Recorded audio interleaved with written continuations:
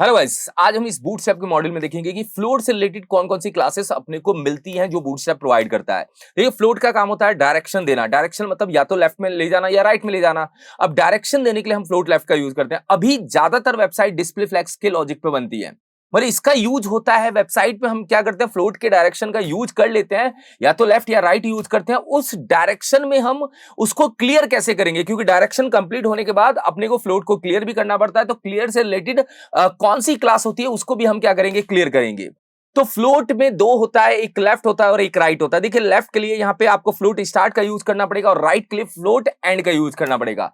अगर आपको कहीं पे फ्लोट को हटाना है तो फ्लोट नन का यूज कर सकते हैं, और साथ में अगर किसी डिव को क्लियर करना है तो आप क्लियर फिक्स का भी यूज कर सकते हैं। जैसे दो फ्लोट कंप्लीट होने के बाद मैं डायरेक्शन को क्लियर करूं कि अब तीसरा फ्लोट नहीं आने वाला, तो वहां पे आप क्लियर का भी यूज कर सकते हैं। तो इसको हम क्या करते हैं, पूरा प्रैक्टिकली समझते हैं, जिससे आप इसको क्या कर पाए, इंप्लीमेंट कर पाए। तो चलिए हम स्टार्ट करते हैं। देखिए, देखिए हमारा पेज है, इसमें मैंने क्या किया मैं आपको बता देता हूं। यहां पे मैंने एक डिव लेके दो बटन बनाए हैं। अब देखिए, इसका कोड अगर आप देखेंगे तो इस तरह से, देखिए ये एक डिव है, इसके दो बटन बनाए गए हैं। पहला बटन में भी रीड मोर है और दूसरे बटन में भी मैंने रीड मोर लिख रखा है।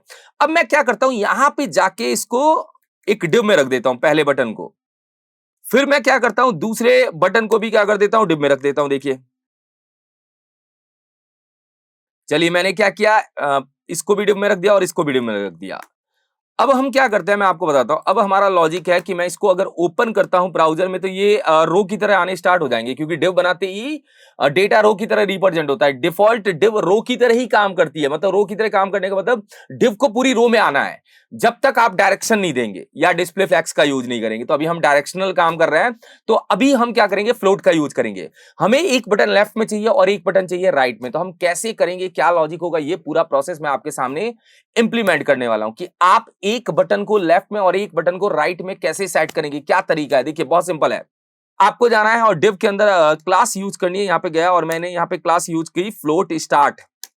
देखिए, फ्लोट जो स्टार्ट है वो मैं आपको क्लियर कर देता हूं। फ्लोट स्टार्ट आपके फ्लोट लेफ्ट से काम करेगा, मतलब लेफ्ट डायरेक्शन में काम करेगा। मतलब एक तरह से ये फ्लोट लेफ्ट ही है, क्योंकि इसका नाम उसने स्टार्ट दे रखा है। अब देखिए, मैं यहां पे जाता हूं और यहां पे जाके क्या कर देता हूं, फ्लोट एंड यूज कर लेता हूं। देखिए, फ्लोट एंड का मतलब क्या है, मैं आपको क्लियर करता हूं। एंड का मतलब फ्लोट राइट।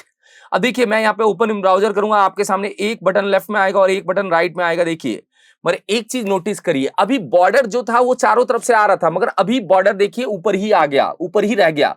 ऊपर ही रहने का क्या लॉजिक है, क्योंकि जब हम फ्लोट देते हैं तो डिव अपना एरिया छोड़ देता है। वो कहता है कि आप जब तक डायरेक्शन को क्लियर नहीं करोगे, मैं उस रो को कवर नहीं करने दूंगा। वो रो जीरो हाइट पे जा रही है, उस रो को तो हाइट बताना पड़ेगा ना कि उसके अंदर दो बटन है।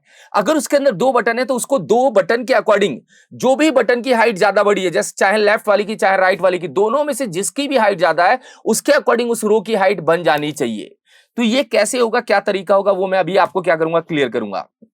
देखिए, अब मान लीजिए कि आपका कहना है कि मुझे क्या करना है, इसके मोबाइल के डिवाइस में चलते हैं। ये मोबाइल के डिवाइस में हम इसको क्या कर देते हैं, ओपन कर देते हैं। यहां पे गए और मोबाइल के डिवाइस में मैंने जैसे ही इसको ओपन किया, मैं देखिए यहां पे क्या कर देता हूं, रिफ्रेश कर देता हूं। एक्चुअली मैंने एक को विड्थ दे रखी है, इसकी वजह से देखिए स्क्रॉल आने लग गया। तो एक काम करता हूं, जिसको मैंने विड्थ दे रखी है उसमें से जाके मैं इसको हटा देता हूं। जैसे जस्ट एग्जांपल के लिए देखिए, ये विड्थ थी, इसकी वजह से अपने पास क्या हो रहा है,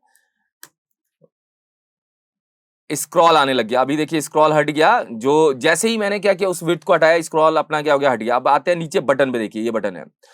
अपने को क्या करना है, मोबाइल की डिवाइस में इसके फ्लोट को हटाना है। अगर मोबाइल की डिवाइस में इसके फ्लोट को हटाना है तो आप पहले यहां पे बता सकते हैं। देखिए, आप जो फ्लोट दे रहे हैं उस फ्लोट में आप ये भी बता सकते हैं कि ये जो फ्लोट होगा ये केवल कहां पे काम करेगा, ये केवल एलजी की डिवाइस में काम करेगा। तो फ्लोट एलजी स्टार्ट कर सकते हैं। चलिए, और मैं यहां भी क्या कर रहा हूं, फ्लोट एलजी एंड कर रहा हूं। एलजी मतलब डेस्कटॉप। अब देखिए, मैं इसको डेस्कटॉप की स्क्रीन पे जाता हूं और यहां पे जाके क्या करता हूं, रिफ्रेश करता हूं। जैसे रिफ्रेश करेंगे डेस्कटॉप की स्क्रीन में तो अभी भी फ्लोट लेफ्ट और राइट लगा हुआ आ रहा है, कोई प्रॉब्लम नहीं है। क्यों नहीं किया है, क्योंकि आपने यहां पे क्या किया, फ्लोट एलजी दे दिया। अब एलजी देने का मतलब आपने डायरेक्शन के साथ में बताया कि आपको डेस्कटॉप की स्क्रीन पे लेफ्ट में आना है और डेस्कटॉप की स्क्रीन में राइट में आना है। चलिए ठीक है, अब आप यहां पे जाइए और यहां पे जाके फ्लोट नन कर दीजिए। अब फ्लोट नन करते ही क्या होगा, बाकी की स्क्रीन में इसका फ्लोट क्या हो जाएगा, नन हो जाएगा, केवल एलजी को छोड़ के। तो आप यहाँ पे ये भी बता सकते हैं कि मैं बाकी स्क्रीन में नहीं देना चाहता फ्लोट, तो मैं फ्लोट नन कर देता हूँ। अब देखिए मैं आ जाता हूँ और यहाँ पे जाके क्या करता हूँ, छोटा करता हूँ मोबाइल के डिवाइस में, देखिए फ्लोट नन हो गया। नन होते ही तो रो में डेटा आने लग गया, अगर नन नहीं होता तो रो में डेटा थोड़ी आता। तो यहाँ पे फ्लोट नन से क्या हुआ, आपका डेटा रो की तरह रिप्रेजेंट होने लग गया। तो नन फ्लोट के डायरेक्शन को क्या कर देता है, हटा देता है, उसके अंदर आप कोई भी फ्लोट नहीं लगा हुआ। मगर एक प्रॉब्लम अभी भी है, देखिए एक प्रॉब्लम क्या है कि ये अपनी हाइट क्यों नहीं ले रहा, बॉर्डर को अपनी हाइट लेनी चाहिए। तो आपको फ्लोट के डायरेक्शन को क्लियर करना पड़ेगा।